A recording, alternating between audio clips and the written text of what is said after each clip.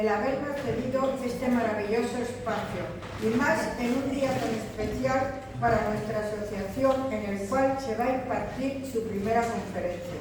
También quiero extender mi agradecimiento a todo el público asistente, amigos, familiares, socios y socias por acompañarnos a este evento de gran significado para la asociación. Me extenderé lo menos posible en explicaros el motivo por el que don Joaquín Maestre se encuentra entre nosotros. Cecilia Esteban Albert, prima hermana de don Joaquín, ya había dado su aceptación a impartir la conferencia titulada Sofonisba y la viña según el Prado, pero por motivos de salud me comunicó muy preocupada que le era imposible. Inmediatamente me ofreció que su primo no tendría inconveniente en sustituirla. Haciendo un breve inciso, ya está mejorando y nos la dará cuando esté totalmente restablecida. Le deseamos que sea pronto. Pues bien, es un gran honor para la asociación tener entre nosotros a don Joaquín Maestre y a su vez expresar nuestro más profundo agradecimiento por acudir a este evento. Don Joaquín Maestre goza de gran prestigio en nuestra provincia y seré lo más breve posible en su descripción, ya que nos llevaría parte de la tarde. Ingeniero agrónomo por la Escuela Técnica Superior de Ingenieros Agrónomos de Madrid en la especialidad de Industrias Agroalimentarias, perteneciendo a la 109 promoción de dicha escuela, año 1969. Diplomado en Comunidades Europeas por la Universidad Politécnica de Madrid. Diplomado en Comercio Exterior por la Universidad, profesor en Tecnología de Alimentos en las universidades de Orihuela, Murcia y Cartagena. Expresidente de la Asamblea de Regiones Europeas Hortofrutícola. Exsecretario General de la Consejería de Medio Ambiente, Agricultura y Agua de la región de Murcia. Exdirector General para la Política Agraria Común en la Consejería de Agricultura y Agua de la región de Murcia. Comendador de la Orden Civil del Mérito Agrícola. La conferencia que va a impartir se titula Plantas ocultas en la pintura. Cuando se visita un museo o simplemente cuando se contempla una obra de arte pictórica, se produce lo que se ha dado en llamar ceguera botánica. Es decir, las plantas existentes en la obra pasan totalmente inadvertidas. Otras veces simplemente consideramos que las plantas que aparecen en dichas obras son simplemente un relleno que el artista ha colocado de forma imaginada y caprichosa, cuando la realidad es que la mayoría de estas plantas están copiadas fielmente del natural y además suelen contener un mensaje fuertemente relacionado con la obra. Mostraremos algunas de estas plantas, más o menos ocultas, y su simbolismo dentro de cada pintura. Paso la palabra a don Joaquín Maestre. Bueno,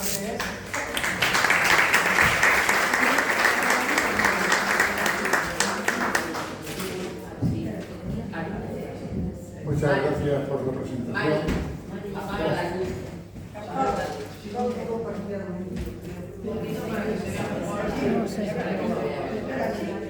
Espera, que esto no lo entiendo yo.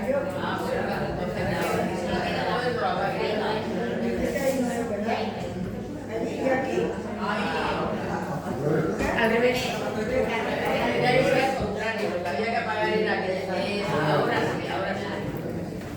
Cuando quiera me lo pasa. Me cansará cuando quiera me lo pasa. Bueno, en primer lugar, buenas tardes, noches a todos. Gracias a la presidenta por su presentación. Gracias a la asociación por invitarme.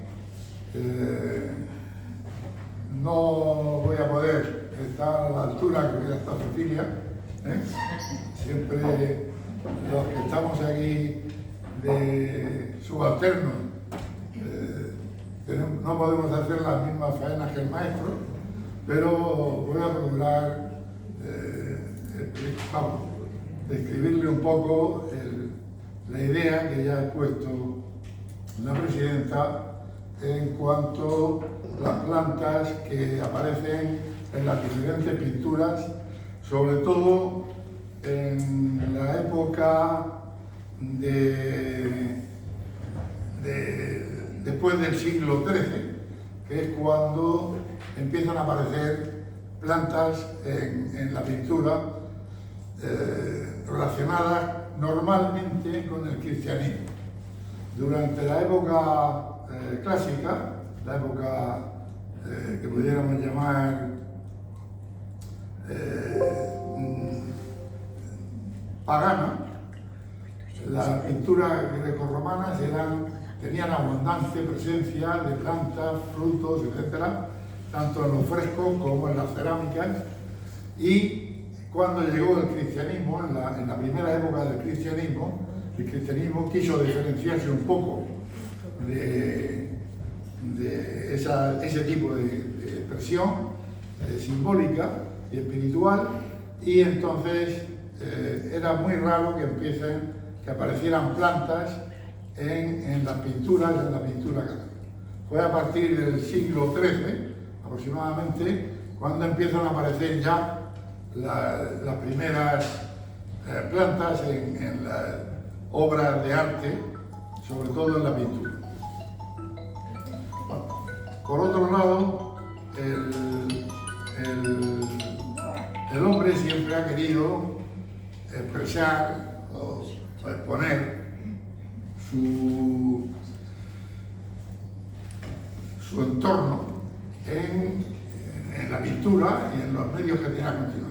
Así, por ejemplo, vemos aquí que en una cueva prehistórica en Ciudad Real, en Fuencaliente, aparece lo que parece ser un árbol, parece ser un abeto,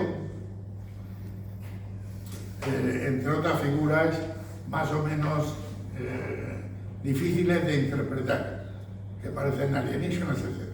Pero este abeto parece clara la interpretación, y más clara está todavía la interpretación de estas palmeras que aparecen en una cueva prehistórica en la región, en Libia, en el desierto del Sáhara.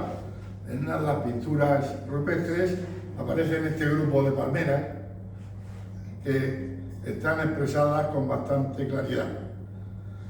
En cuanto a la pintura cristiana, quizá la primera pintura donde podemos ver una expresión de plantas junto a la pintura es en esta pintura del siglo XII, que se encuentra en la ermita de la Vera Cruz de Maderuelo, en Segovia, donde podemos ver dos cosas interesantes. En primer lugar, algo que parece ser un árbol, que deberíamos de interpretar, puesto que esto es la creación de Adán, se supone que están en el paraíso, por tanto, ese árbol que hay aquí, no sé si se ve mi ratón, voy a ver si consigo que se ve. ¿Ahora? Sí. Ahora, se ve. Pues este árbol que aparece aquí a la izquierda es una representación de lo que entonces se creía, la idea que había del árbol del bien y del mal, ¿no? Y está Adán, que acaba de ser creado, está Dios, y aquí aparece una cosa que se ha interpretado como una palmera, puesto que si estamos en el paraíso, no existe paraíso si no hay una palmera. Entonces, en todos los paraísos que se pintan, si ustedes se han fijado, siempre aparece una palmera, porque se asocia la idea de que la palmera es algo que está en los lugares paradisíacos. Hoy todavía sigue siendo así, cuando anuncian los viajes esos por allá al Caribe, etcétera, etcétera, verán ustedes que siempre aparecen cocoteros, palmeras y demás, porque existe esa asociación. Bien, esta palmera, ¿por qué se llega a la conclusión de que es una palmera? Pues porque analizándolo, verán aquí, algo que parecen dátiles y que la estructura parece que ser la de una palmera con sus dátiles, como ven aquí en la derecha. Es curioso que en el siglo XII en Europa todavía la expresión de las plantas era muy primitiva, como se puede ver, mientras que en Egipto, 1300 años o 1200 años antes de Jesucristo, ya expresaban en la pintura las palmeras, los árboles, de una manera mucho más concreta. Aquí ven esta palmera que aparece en la tumba de la dinastía de Ir el Medina, donde aparece una palmera bastante reconocible con sus frutos, aunque aparece una cosa un poco extraña, y es que aparecen, es una palmera que es dioica, es decir, tiene macho y hembra en la misma palmera, cosa que, como ustedes conocen, por lo menos en las palmeras europeas no es frecuente. Bien, pues volviendo al tema de lo que es la conferencia, vamos a ver una serie de pinturas de una calidad enorme, donde lo importante es la parte central. Evidentemente aquí es una imagen de la Virgen con el niño entronizada, pintada por Roger van der Weyden, que es la asignación a Roger van der Weyden es relativamente reciente, y donde se ve a la Virgen dentro de una especie de hornacina ricamente diseñada y con una precisión que no la tenían más que los primitivos flamencos. Si nos vamos aquí a la parte superior, fíjense con que cada una de estas hornacinas, a su vez, que hay en esta estructura gótica, es una verdadera maravilla. Sin embargo, pasan totalmente inadvertidas unas flores que hay, unas plantas que hay a los dos lados de la Virgen. Si nos fijamos en estas plantas, que están aquí, a la izquierda y derecha, pues nos encontramos con que estas plantas son, aquí las tienen en grande, es en primer lugar una aguileña, hablaremos ahora de la aguileña. La aguileña es una planta muy curiosa, es un símbolo muy controvertido, porque por una parte es un símbolo mariano que aparece en muchísimas obras junto a María, pero por otra parte tiene una connotación afrodisíaca que hace que, se dice que las antiguas cortesanas masticaban las semillas de la aguileña para poder ejercer debidamente su profesión. Cuando se asocia, por una parte, la aguileña se asocia con otras plantas, como por ejemplo el lirio, se dice que eso simboliza los dolores que tuvo que tener María durante toda la época que vivió con Jesús.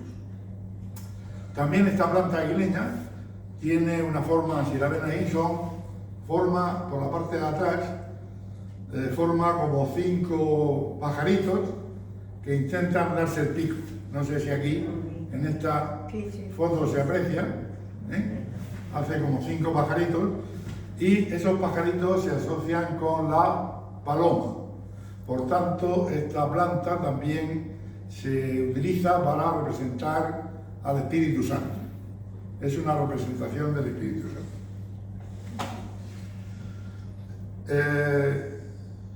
Una cosa importante de esta pintura es su tamaño. Esto que hemos visto está en un cuadro que mide exactamente 14 por 10 centímetros. Es decir, es un cuadro que está en el Museo Thyssen, pero que es un cuadro así, de este tamaño. Y ahí está expresada todo esto que estamos contando. Junto a la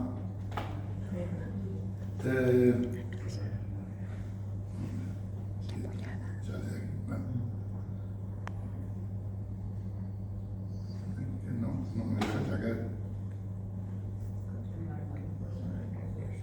Bueno. Aquí vemos, vemos una flor también de aguileña, pero esta está en el Jardín de las Delicias del Bosco. Y el Bosco aquí lo utiliza en el segundo sentido que hemos hablado, es decir, está dentro del cuadro, como ustedes saben, es un ejemplo del erotismo, del frenesí, y el Bosco utiliza esta misma planta, como ven aquí, en esta planta hay 3 flores de aguileña. Pero además,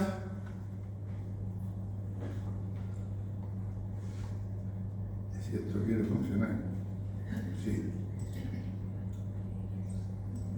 Ahora.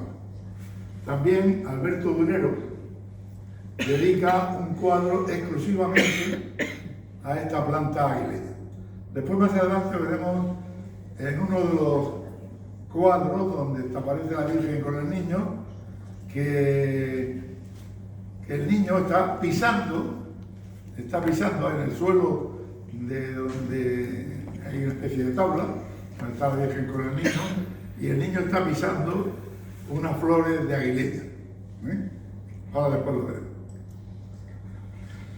Bien, otra planta, entre las plantas ocultas también, tenemos en este cuadro de Leonardo da Vinci, la famosa Madonna Benoit, donde la Virgen enseña al niño 2 alelíes blancos. El alelí tiene 4 pétalos y siempre se interpreta en las pinturas religiosas como un símbolo de la crucifixión de Jesús. Por tanto, aquí es muy frecuente, lo vamos a ver a lo largo de la conferencia, que cuando está la Virgen con el niño, el pintor ponga siempre alguna alegoría al sufrimiento que le espera a ese niño, a su crucifixión, al sufrimiento, etcétera, que espera a ese niño. Lo veremos en varias de los cuadros.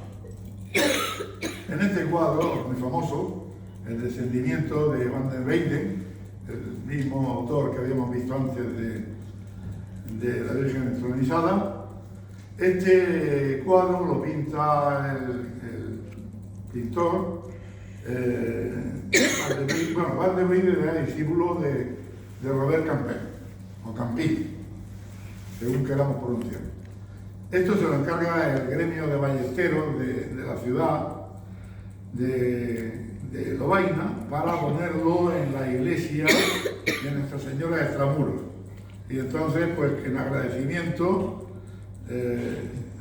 fíjense en estas esquineras, en estas 2 esquineras, esperan que el pintor, como estos señores eran los que pagaban, los ballesteros eran los que pagaban, pues en las esquineras pone una ballesta, simbolizando quién es el que ha encargado y pagado.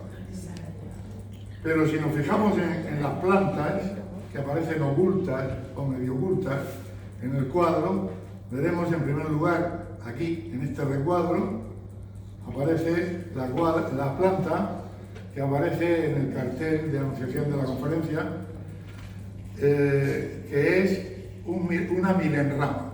La milenrama es una planta que significa la resurrección de Cristo. ¿Por qué significa la resurrección de Cristo? Esta es una hierba que era conocida con el nombre de hierba militaris, porque todos los soldados la llevaban en sus mochilas, porque es una planta cicatrizante.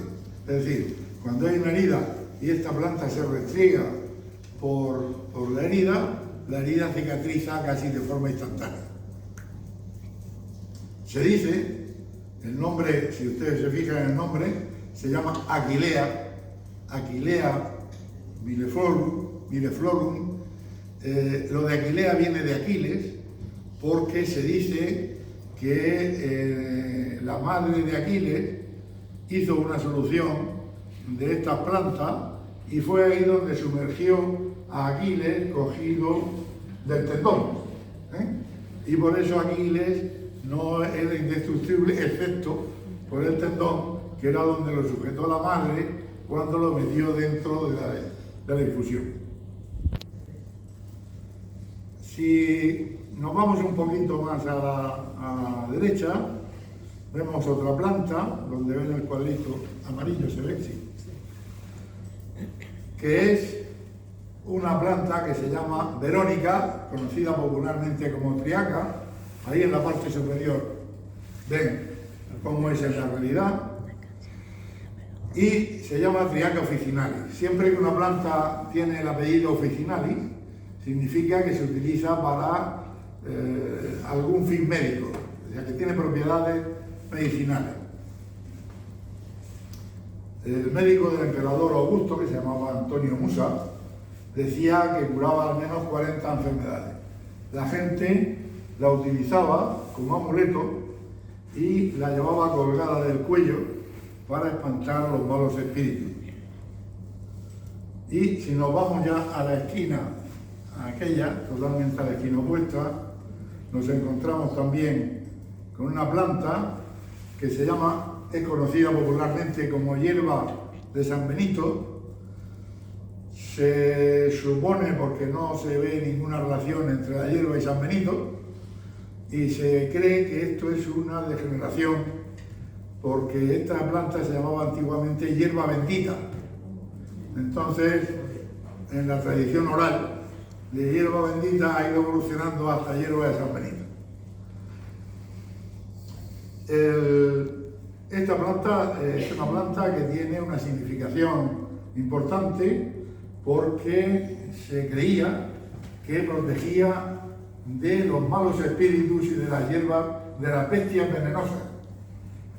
Por tanto, la gente, la raíz de esta planta, la ponía dentro de una bolsita, se la colgaba al cuello y la llevaba como un amuleto para que no pudieran entrar en su cuerpo ni los malos espíritus, ni pudiera picarle ninguna hierba, ninguna bestia venenosa.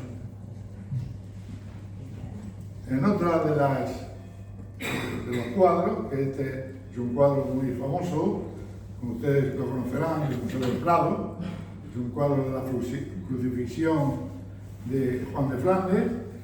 Se ve el Cristo crucificado en el Calvario, o Gólgota según se diga en latino, en arameo, que significa Calvario, viene de calvo, persona que no tiene pelo, y de calavera. Por tanto, se llamaba Calvario porque era el lugar donde se justiciaba a los condenados, y que por tanto estaba lleno de calaveras. Si se aprecian aquí en el cuadro, se ven algunas, ¿no? Aquí se ve una, aquí se ve otra, ahí se ve otra pegada ahí a la esquina, y ahí junto a esa se ve otra que sale por el filo. Bien, pues en esta pintura, que parece no tener ninguna planta, si nos fijamos ahí donde está ese recuadro y nos acercamos un poquito, veremos que sí hay plantas, y lo que aparecen ahí es lo que se llaman margaritas, la margarita común o chiribita, conocida como Delis perennis. Esta planta es un símbolo de la resurrección.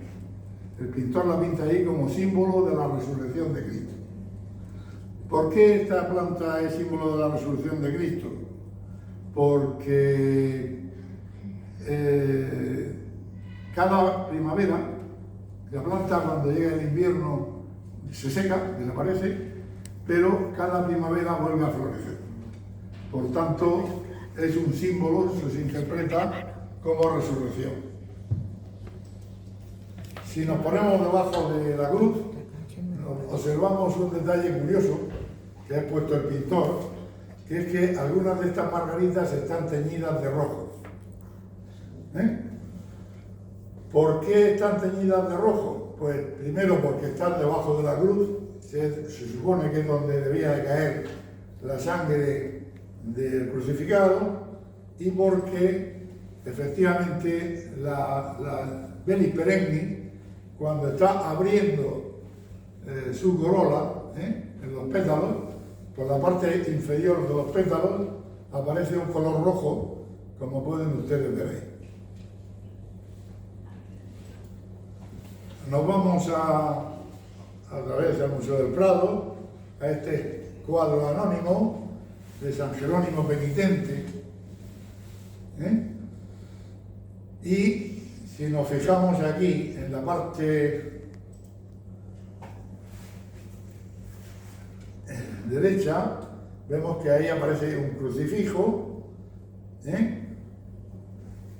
y aparece también aquí a la parte, por esta zona, aparece el famoso león, que no es, el león se lo han asignado a San Jerónimo cuando no tiene nada que ver con el león, pero alguien confundió el nombre de San Jerónimo con San Gerásimo, que fue realmente el que curó al león y el león lo seguía. No era San Jerónimo, sino San Gerásimo, pero a partir de ese momento todos los pintores que solían copiarse las ideas unos a otros, pues siempre que pintan a San Jerónimo, lo pintan junto al león. Bueno, pues si vemos ese Cristo que aparece ahí, vemos que al lado de Cristo está una planta fácilmente reconocible, porque es la hiedra común, la hiedra que aparece en tantísimos sitios. Esta planta está ligada firmemente a la crucifixión, puesto que representa el renacer y la vida eterna. Es una planta que no muere nunca, siempre está verde, en verano, en invierno, es de hoja perenne, y es un mensaje del renacer de Jesús a la vida eterna. Esta planta es curiosa porque es la planta, no la flor, pero sí la planta más pintada en el Museo del Prado. El Museo del Prado dicen 10.000 obras que hay más o menos en el Museo del Prado catalogadas, aparecen nada menos que en 160 de estas obras. Antiguamente esta hierba se utilizaba como vasodilatador. Las infusiones de esta hierba se utilizaban como vasodilatador y se utilizaba y provocaba también una sensación embriagadora. Esa sensación embriagadora hizo que se relacionara la gente, cuando tomaba esa infusión, se emborrachaba un poquito, y hizo que se relacionara esta planta con Dionisos. Cuando no existía todavía el lúpulo, o no se utilizaba el lúpulo, antiguamente se utilizaba la hiedra para provocar el amargor de la cerveza, con lo cual es posible también que por ahí se hiciera esa relación entre Dioniso, Baco, para los romanos, y la planta de la hiedra. De hecho, en el Baco enfermo de Caravaggio vemos que Baco no está coronado con hojas de parra, como suele ser frecuente, sino que en este caso las hojas que coronan a Baco son hojas de hiedra. Y en el cuadro de los borrachos de Velázquez, también dos de los personajes que acompañan a Baco, que es este personaje central, están coronados a su vez, y Baco está coronando también con una corona de hiedra a otro de sus seguidores. Este es un cuadro curioso, es un retrato de Ana en Brie, Bohemia, de Hans Mahler. Esta señora fue esposa primera de Hamburgo y cuando el pintor la pintó con una rosa en la mano. Por eso le he traído aquí como plantas escondidas o plantas ocultas, ¿no? Pues esta señora no sabemos la razón, pero hizo que quitaran la rosa de su mano y aparece con la mano totalmente acomodada para sostener la rosa, pero la rosa está oculta. Sin embargo, cuando se ha hecho la radiografía, la reflectometría del cuadro, se ve perfectamente la rosa debajo de la pintura. O sea que no le gustó por lo que fuera, o porque la relacionaba con alguna cosa que ella no quería y no quiso que apareciera la rosa en el cuadro. Si aparece en otros cuadros, aparece con un perrito, etc. No se entiende, o por lo menos yo no entiendo, la manía de quitar la rosa. Bien, este es otro cuadro, un cuadro muy importante de Tiziano, también del Museo del Prado, que se llama La Bacanal de los Andes. En este cuadro, Tiziano, que tenía una amante llamada Violante, le quiso hacer un homenaje a su amada, que parece ser que es esta señora que aparece ahí, esta que hay aquí. Es un cuadro lleno de sensualidad, erotismo y lujuria, como ven ustedes, y Tiziano entonces lo que hace es, en la cabeza de ese niño, pinta una diadema de violetas, para referirse a su amada Violante. Y después, en el personaje que sí representa a su amada, vuelve a poner dos violetas. Una violeta en la cabeza y otra violeta en el pecho, justo junto a un papiro que aparece aquí, que contiene la firma de Tiziano. Aquí se puede ver la violeta perfectamente. Y aquí la violeta en la cabeza. La violeta es una planta también con un doble significado, según el cuadro sea religioso o no sea religioso. En los cuadros donde está la Virgen María, siempre o casi siempre aparecen violetas, porque se dice que la violeta es el símbolo de la humildad y a la Virgen se la llama violeta de humildad. Entonces veremos que muchos de los cuadros que aparece violeta de humildad. La violeta como violeta de humildad en honor a la Virgen. En este cuadro, que es un cuadro también muy conocido del Museo del Prado, de Jordaens y Rubens, Apolo vencedor de Pan, es una pelea entre quién tocaba mejor la flauta, si la tocaba, no voy a entrar ahí, en si la tocaba Pan o la tocaba Apolo. Aquí está Midas, que Apolo dice que como pensaba que tocaba mejor Pan, le hace crecer unas orejas de burro. Pero bueno, entrando en lo que es el tema de la conferencia, si nos fijamos aquí, entre las piernas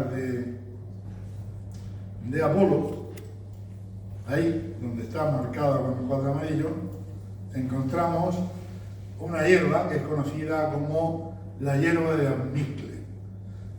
Esta hierba emite un olor especial cuando cae la tarde, igual que pasa con muchas otras plantas, como el galán de noche, por ejemplo, que todos ustedes conocen. Cuando llega la noche exhala un olor especial, pues esta hierba le pasa algo parecido, y el olor es un olor a almizcle. Sin embargo, si se coge la planta y se parte para obtener ese olor, el olor desaparece. No hay tal olor. Se utilizaba o se ha utilizado antiguamente como antiespasmódico en algunos casos.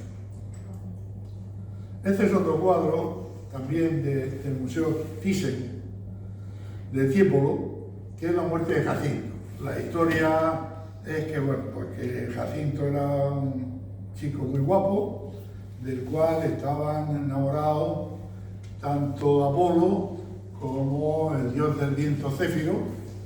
Entonces estaban tirándose un disco, jugando con un disco entre ellos, y Céfiro sopló para que el disco le diera en la cabeza y matara a Jacinto, ¿no? En este cuadro Tiepolo se toma algunas licencias, como ahora veremos, pero si nos fijamos en la planta, en el cuadro, perdón, en las plantas que hay en el cuadro, vemos que aquí, en ese lateral, aparece una planta muy conocida, que es el famoso gordolobo, que aparece en muchas plantas también, en mucha pintura. Es una planta fácilmente reconocible porque emite un tallo largo que después se abre con muchas flores. Y si nos vamos a la parte de abajo del cuadro, dice la tradición que de la sangre que salió de Jacinto nació una flor que es la flor que entonces se debía llamar Jacinto. Lo que nosotros conocemos por Jacinto no se parece en nada.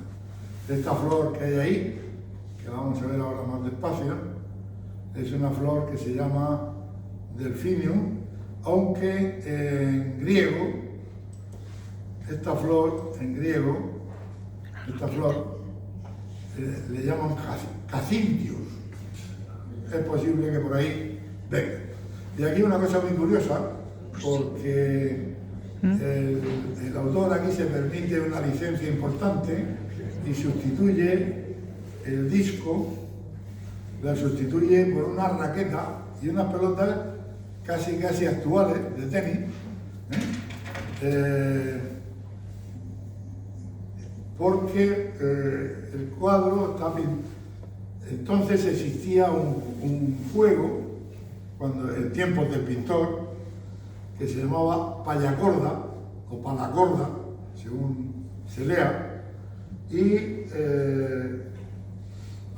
el cuadro, se inventa este juego en el siglo XVI y el pintor pinta este cuadro en el siglo XVIII. Sin embargo lo retrae a una mitología de Apolo, pero es curioso ver una raqueta prácticamente igual a las que hoy se utilizan en el tenis en un cuadro pintado en 1752.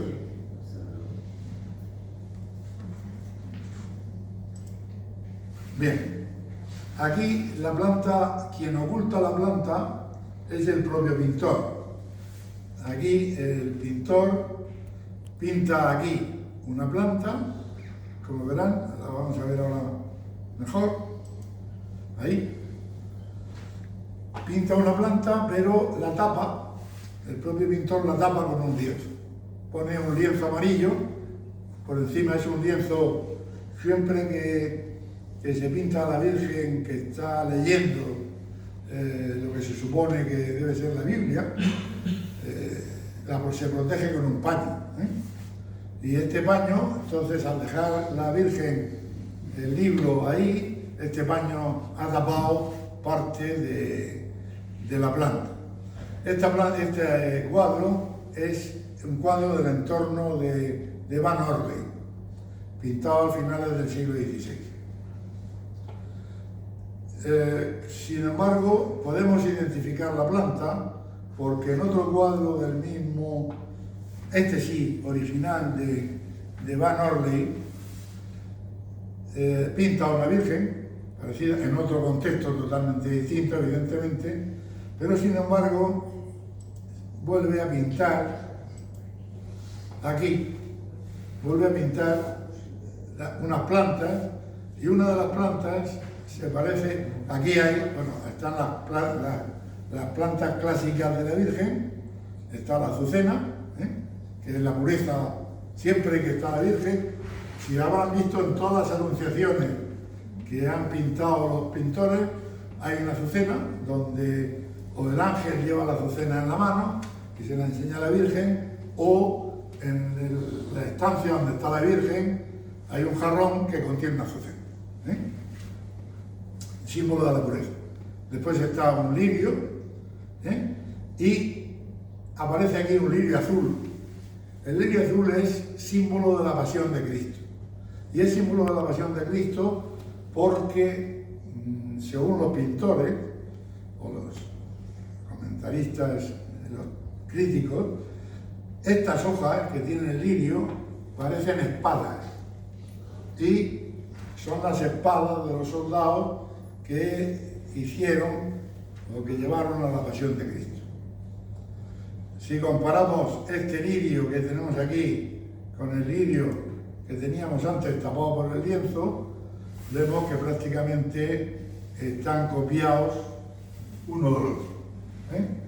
Por tanto, lo que aparece aquí bajo este paño que ha tapado el pintor es un lirio. Bien. En este cuadro, que es un cuadro del entorno o del taller o de algún seguidor del Bosco, no parece un cuadro del Bosco, excepto por estas figuras que aparecen rodeando el cuadro. Si nos fijamos en estas figuras, si recuerdan algo esas extrañas figuras del Bosco.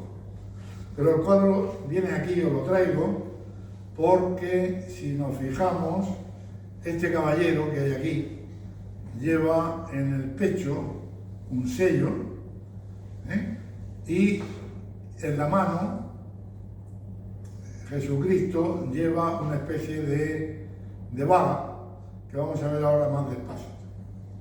En ese sello que hay ahí podemos apreciar distintas plantas.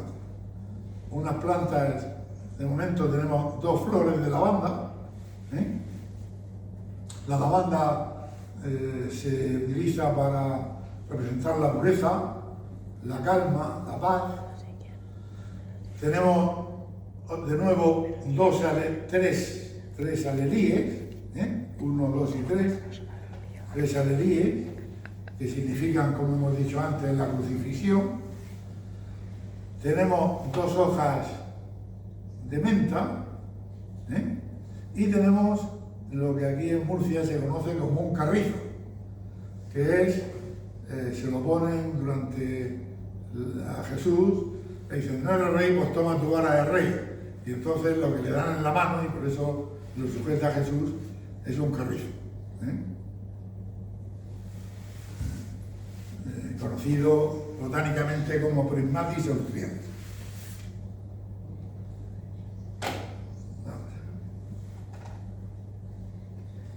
Esta es una planta, esta muy curiosa, porque es un cuadro de Johann Kleber, está en el Museo de Arte de Cincinnati, pero lo traigo aquí por varias cuestiones muy curiosas, todas ellas. En primer lugar, porque aparece una naranja. Normalmente la naranja es un símbolo de fecundidad, de matrimonio y de unión dentro del matrimonio. Aparecen algunos cuadros de la Virgen y la verdad es que, bueno, la interpretación que hacen algunos críticos es que se refiere a la fecundidad de la Virgen que ha tenido el niño, pero no está, lo vamos a ver en más cuadros. Pero lo que es curioso es lo siguiente. Ven aquí que la Virgen sostiene un clavel y que el niño tiene unas cerezas en la mano. Bueno, pues aquí lo vamos a ver mejor. Algún pintor anónimo, el clavel se llama en botánica Dianthus carophilus. Dianthus es día, que significa Dios, y anthos, que significa flor. Por tanto, Dianthus es decir que el clavel es la flor de Dios.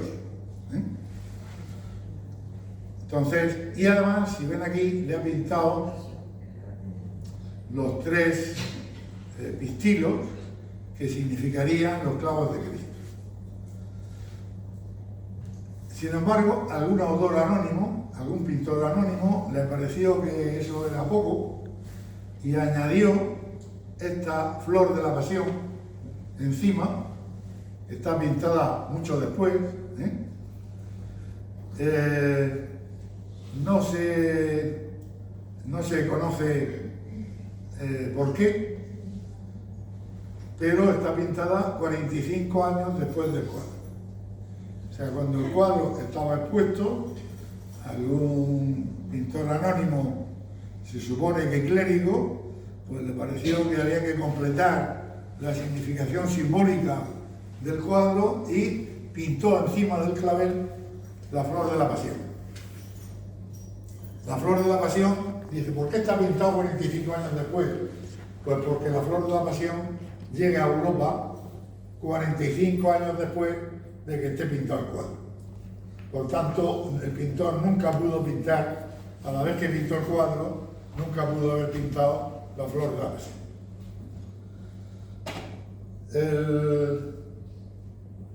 También, si observamos ahí, vemos que el niño tiene 3 cerezas en la mano, 3 cerezas rojas. El color rojo es la sangre de Cristo, es un símbolo que aparece en muchísimos cuadros religiosos, y las 3 cerezas significan la Trinidad. Siempre que aparecen 3, normalmente es la Trinidad, la simbología de la Trinidad. Sin embargo, las cerezas también están pintadas después, curiosamente. Y si se fijan, el niño, la mano del niño está apoyando sobre la madre, no sujetando las cerezas. Las cerezas están ahí pintadas, no se sabe por qué ni por quién. ¿Por qué pintan una flor de la pasión? Porque la flor de la pasión, que es esta flor que aparece aquí arriba, que fíjense, está pintado encima, rematando la flor de la pasión. Esta es la flor de la pasión, que ven ahí. Y esto es lo que pinta este pintor anónimo. Pues la flor de la pasión tiene 3 pistilos, que significan los 3 clavos de Cristo, 5 estambres, que serían las 5 heridas de Cristo, 10 pétalos, que significarían los 10 apóstoles, una vez descontado Judas y descontado Pedro, que había huido, y encima de todo tiene esta zona que significa la corona de Cristo. Por eso se conoce como la flor de la pasión. Bien, pasamos a este cuadro de Lorenzo Lotto, también del Paseo del Prado, del matrimonio Casotti. Los Casotti eran unos ricos comerciantes de tejidos y cuando era típico que los ricos comerciantes quisieran mostrar su poderío económico, sobre todo si su procedencia era humilde, querían demostrar su poderío encargando un cuadro a un pintor reconocido de valía, etc. Y entonces parece que el comitente del cuadro fue el padre de los Casotti, le encarga este cuadro en homenaje al matrimonio de sus 2 hijos, o del hijo, y el que era Casotti era el hijo, Vicente. Entonces,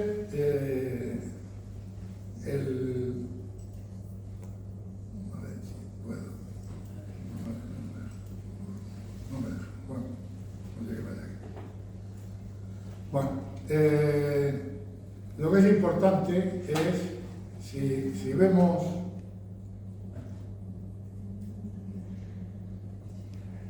esta zona de aquí y esta zona de aquí que se ve menos, vamos a verlo ahora mejor. Pues, ¿qué pinta ahí? Pues pinta un laurel, ¿eh? Pinta unas hojas de laurel, es decir, pinta un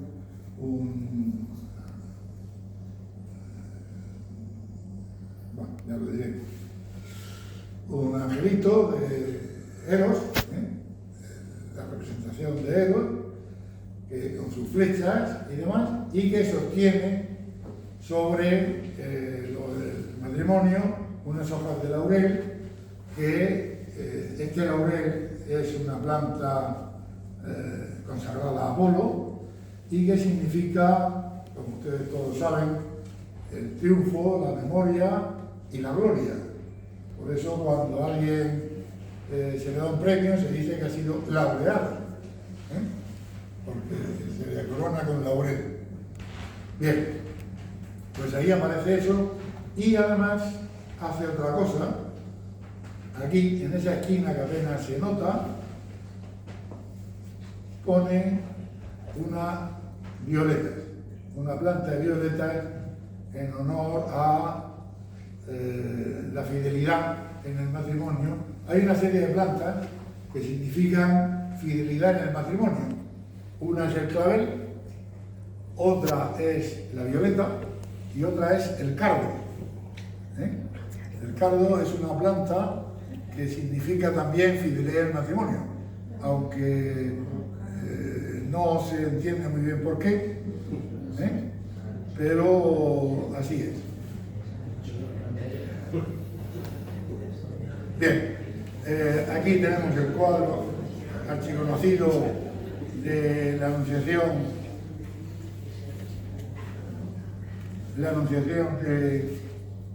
de Frangélico. Este cuadro aquí en esta parte tiene 35 plantas, especies de plantas perfectamente identificables, que no voy a entrar.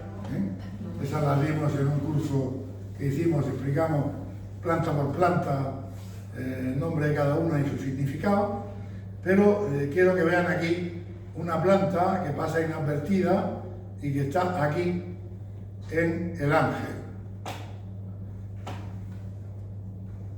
Ahí, en esa parte. Bueno, pues ahí hay una planta de vid, perfectamente dibujada por Frangélico, y pinta la vid, y para que no quepa duda de que es una vid, pues le pinta los zarcillos. Los zarcillos son estos elementos que emite la vid, que al ser una planta trepadora le sirven para agarrarse cuando pilla alguna superficie. Esto que es herbáceo, como ven ahí, cuando se enrolla alrededor de un alambre, entonces se va haciendo, se lignifica y se va haciendo leñosa y va aguantando cada vez más.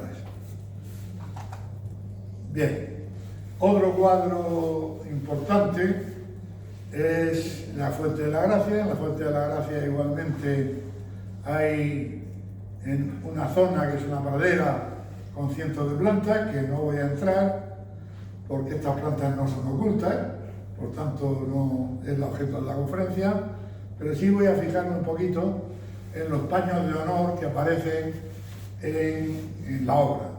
Aquí tenemos un paño de honor que está detrás de San Juan y, si nos fijamos bien, aparece este símbolo, que es una cabeza de adormidera.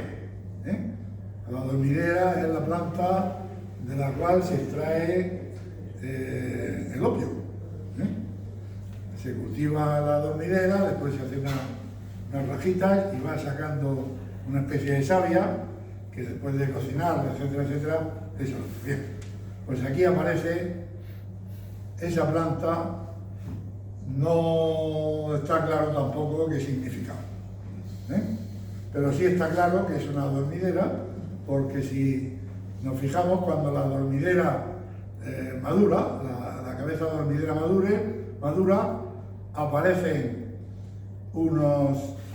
esta parte de aquí se eleva, aparecen una especie de ventanitas que hace que cuando el viento mueve la planta, por ahí salgan miles de semillas que hay dentro de este recipiente. Otro paño de honor, el que está detrás de Jesús, que es un cardo. El cardo común, aquí sí está claro que la referencia es a la pasión de Cristo y a la corona de espinas.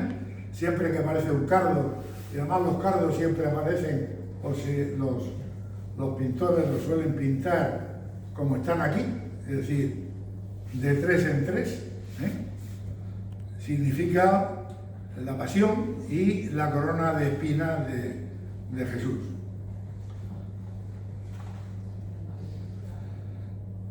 Aquí en los ropajes de los papas y los obispos que están asistiendo dentro del cuadro a la Fuente de la Gracia, pues también tenemos unas plantas que se identifica relativamente fácil con la flor de la granada.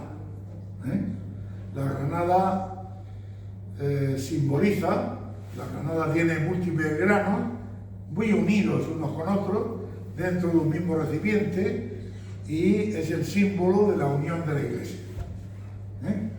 Somos muchos fieles juntos, reunidos dentro de un receptáculo que simboliza la flor, la unión de la Iglesia.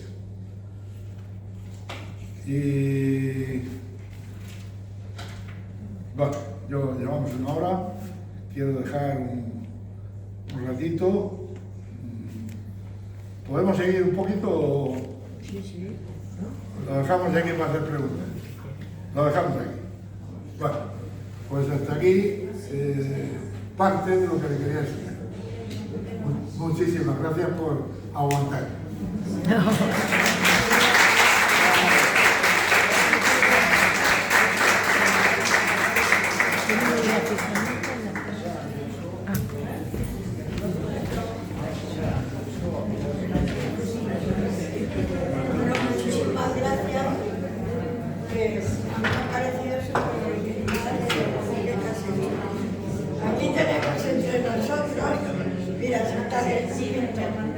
Bueno, no es profesional, pero yo quiero, Juan Manuel, a ti que se me ocurre preguntar, o qué te ha parecido curioso de la conferencia, ¿qué te ha llamado la atención? Más que curiosa, una buena conferencia, me ha parecido que en el arte siempre hay se hace un mismo hincapié, que es pensar en el espectador.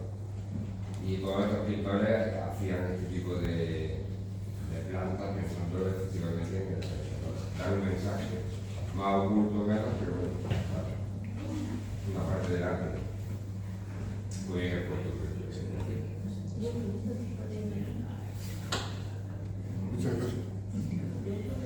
Bueno, ¿alguno más a preguntar algo o no? Bueno, yo creo que, claro que tú te has centrado más, ¿no?, en la parte de la Edad Media y tal, pero luego es que luego las plantas o las flores, vamos, porque se adquieren, sobre todo en el impresionismo, sabes tú que es una explosión tremenda de todo el país. Ya, lo que sucede, vamos a ver, sí. Después de ahí, cuando se llega al barroco, ya a los siglos XVII y XVIII, aparece un género nuevo.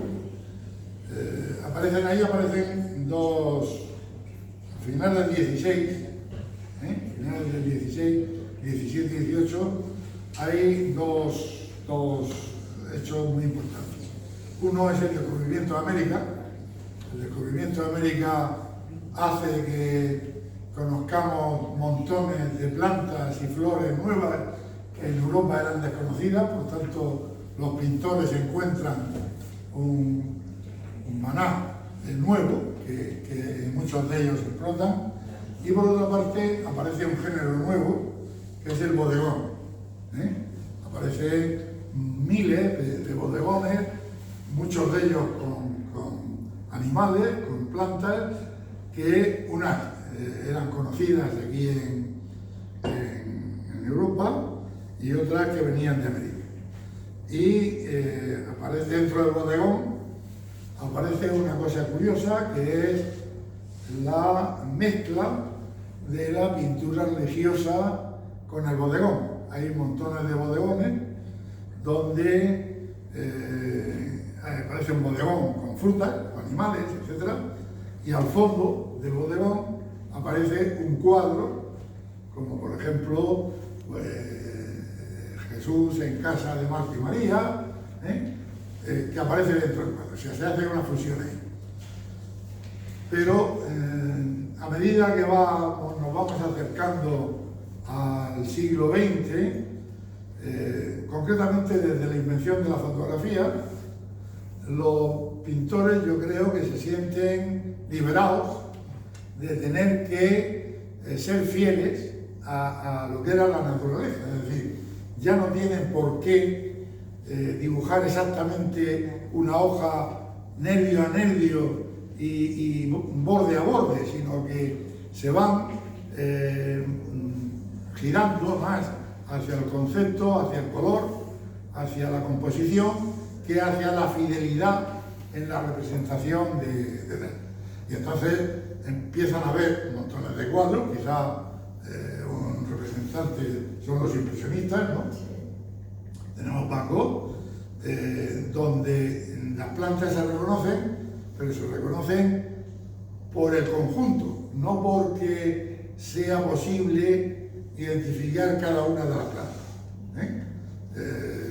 Los girasoles, uno ve cualquiera de los cuadros de los girasoles de Van Gogh y evidentemente que lo mira y dice girasoles. Pero si te fijas, no cuando entras, y como hemos hecho aquí, nos aproximamos al cuadro, no hay detalles botánicos que permitan identificar eso como un girasol. Lo que pasa es que se han visto un girasol y efectivamente ese es el impresionismo, ¿no? Porque es cuando ya cuando sale ya la pintura hacia afuera. Eso, porque antes además que yo creo que la fotografía supuso una liberación de los pintores en el sentido de tenerse que ceñir al detalle de la realidad, puesto que para ese detalle ya estaba la fotografía, ya no hacía falta que ellos representaran fielmente el objeto, ¿no? Por ejemplo, yo, lo que he leído mucho de los impresionistas es que hacían, como tú has dicho, coincidió con la aparición de la fotografía. El pintor impresionista quería coger el plasmar en la pintura desde que salía el sol, o sea, como la flor, todas las plantas cambian constantemente. No es el color, la forma durante... Sí, no. Y ellos hacían miles y miles de fotos para seguir lo más posible a la evolución, porque no, pero ya no eran ni siquiera fieles al color, Sí. porque encontramos plantas de colores que no son los suyos, es decir, aparecen plantas con colores que no hay ninguna planta con ese color, y sin embargo, volviendo al ejemplo de Van Gogh representa muchas plantas con colores que son totalmente inusuales, no existe ese color en la naturaleza, sin embargo se identifican perfectamente, ¿no? ¿Y tú no crees también que cuando que ellos cambian, ya no es el reflejo, sino tú lo has dicho, que cambian el color, también ellos ponen, porque ya lo hemos visto en la época de Picasso, entonces esto la época azul, en la otra época, que ellos ponen según el estado de ánimo del pintor, que el color también tiene Supongo que sea así, pero bueno. El color tiene mucho simbolismo. Si están tristes, no, pues pone, según su estado de ánimo cambian a colores, porque hay colores que reflejan tristeza, otros colores que reflejan alegría, otros paz, otros pureza. ¿No crees que también ellos al cambiar reflejan ahí su estado de ánimo?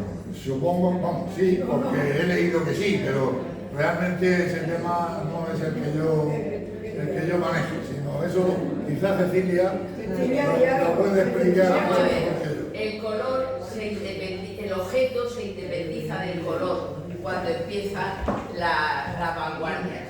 Unas veces se independiza del color, otras veces el objeto se deforma, otras veces el color responde al estado de ánimo del que teníamos en el impresionismo.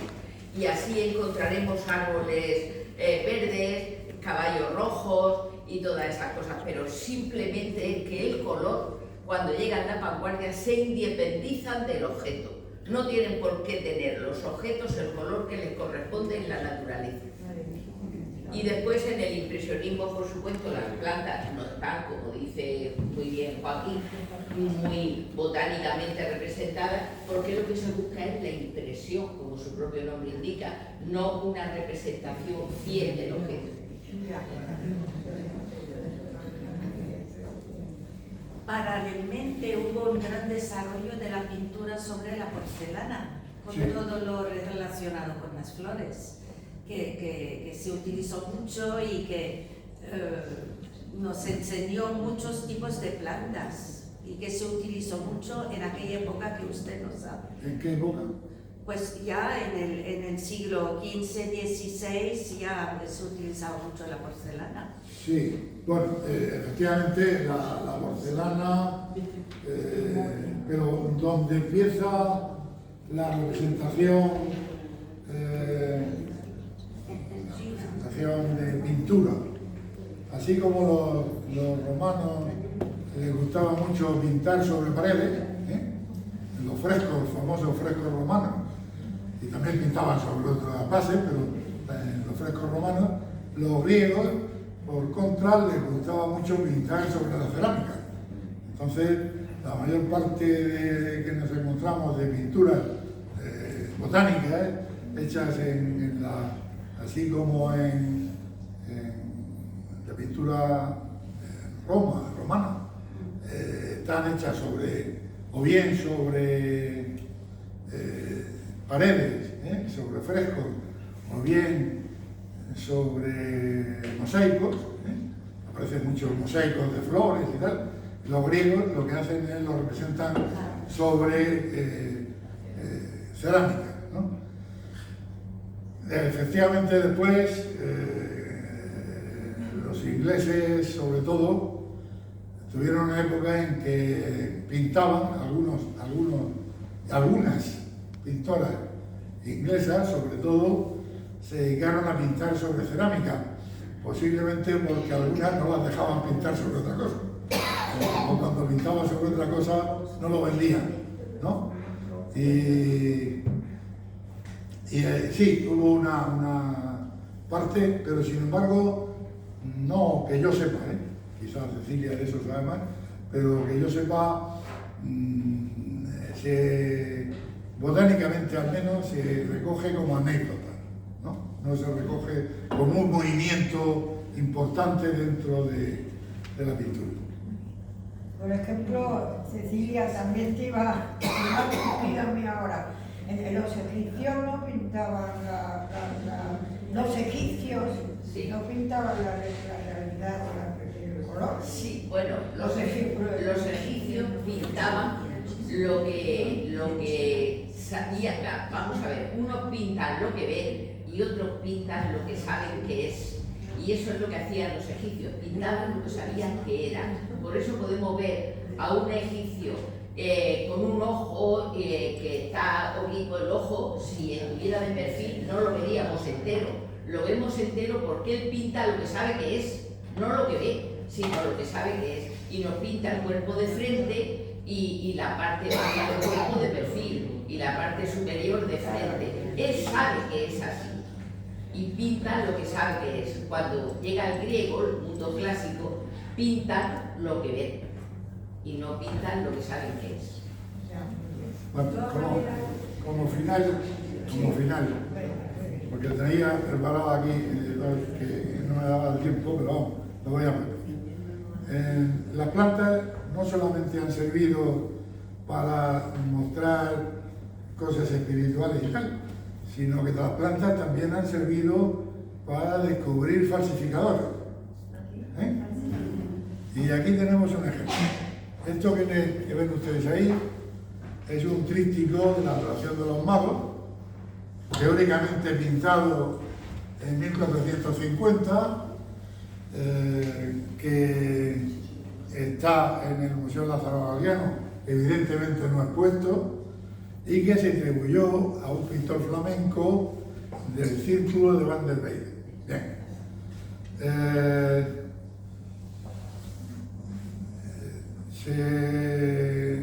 Analizando la obra, se descubrió que era falsa, y una de las razones por las que se descubrió que era falsa es porque analizando las tablas laterales, concretamente esta tabla que hay aquí, esta tabla que vemos aquí, ven que ahí aparece una planta que es un ágave. Bueno, pues el ágave llegó a Europa en el siglo XVI. Luego, difícilmente, un pintor del siglo XV pudo, 100 años antes, pudo pintar un ágave en una planta. Luego, el cuadro es totalmente falso. Entonces, este cuadro fue adquirido por el Museo Lázaro Galdiano, por don José Lázaro Galdiano, o sea, lo engañaron, y después de averiguaciones, investigaciones y tal, se atribuye a un falsificador famoso español llamado Valls Marín, que se especializó en pintura flamenca antigua, y la verdad es que pintaba como Los Ángeles, pero a veces se colaba. O sea, intentó hacer ahí. Parece que las sombras de las patas de los burros y demás no concuerdan mucho con la luz, por ejemplo, que le da al ágave. Parece que la luz del ágave viene en una dirección y la luz de las patas de los burros va en otra dirección, ¿no? Tal como se puede apreciar ahí. Y hay otra cosa curiosa, ¿no?, que les quería comentar, que es este cuadro, en el cuadro de las meditaciones de San Juan Bautista, del Bosco. Aquí hay una planta muy curiosa, una planta que está formada por diferentes plantas, formando lo que se llamaba una quimera vegetal, ¿no? Aparecen montones de plantas. Esta planta la pinta mucho el Bosco, esta planta final, pero aquí hay de todo, desde semillas y plantas de distintas especies y demás, pero vamos, no quiero ir ahí, sino que lo curioso es que el Bosco, cuando este cuadro lo pintó, y se lo pintó para un donante, para un señor que le encargó el cuadro porque quería aparecer ahí al lado de San Juan Bautista. Pero se ve que como podemos ver en este, aquí, ¿esto quiere funcionar? Sí. Aquí. Ahí se ve al donante. Entonces, o el donante no le gustó el cuadro, o no le pagó al Bosco. Lo que pasa es que el Bosco cogió y encima del donante pintó su planta y dijo, ahí te queda. Y lo enterró debajo de la planta, y ahí está el donante enterrado, debajo de la planta del Bosco. Bien, pues ahora este sí que sirvió. Muchísimas gracias.